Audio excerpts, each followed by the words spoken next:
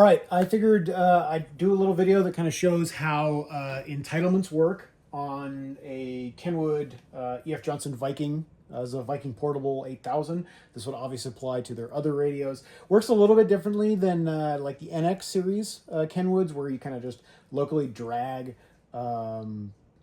license files for software and other features, and then kind of authorize it with their LMC software. This works a little bit different. It's kind of a cloud-based licensing where it kind of shows up in your Vault account for the radio, and then you basically push that to the radio. So I figured I'd show that. Adventure Cruiser has a really great video on that. He's kind of figuring out in real time. But this will actually screen capture so you can kind of see. We'll kind of cut away to it. So I've got my radio connected, obviously USB.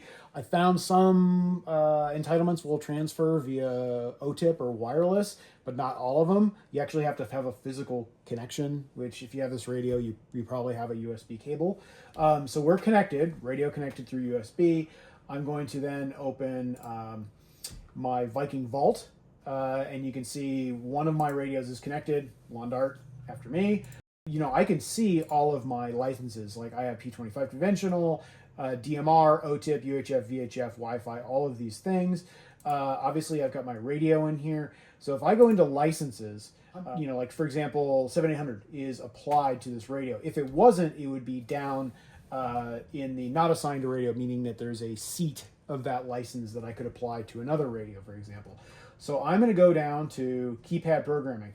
So if you can tell, it's not on a radio, but it is available. So I'm going to click this guy, and I'm going to go add keypad programming to radio.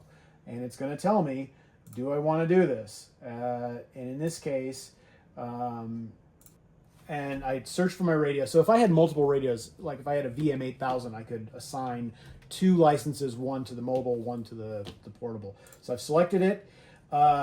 Obviously, once it's transferred, it's out of the cloud into the radio. So I'm going to go transfer licenses. It then tells their Viking Vault service. So once it's out of the vault, it's in the radio. So there's no longer a license in your vault. It's now licenses in my radios. I've gone from 16 to 17. So I'm going to view my radio, Lawn Dart, and then I'm going to click on Click Radio to begin update. Basically, I have to confirm. I'm going to confirm the license transfer and basically say, hey, this goes to the radio. So I'm going to disconnect. Okay, and I'm going to reconnect. And now it's adding that option or that entitlement to the radio. It's transferring over, it's applying an update. It's basically kind of treating it like a firmware update, but it's basically saying, hey, you have these features, and that's it. It's done. So if I go back into Armada and I go about this radio for properties,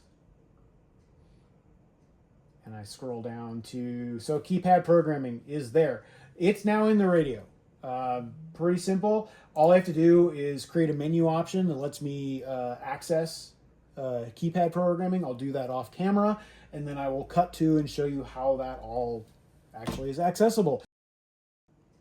All right, so I've added front panel programming to that, and I basically created a menu option. So you can see if I go to keypad programming and select it, it's there.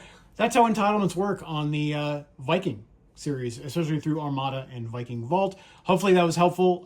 If you pick one of these radios up, they are awesome. It takes a little bit of workflow to figure out how you add licenses on there, but once you get it, it's pretty easy. All right, thanks.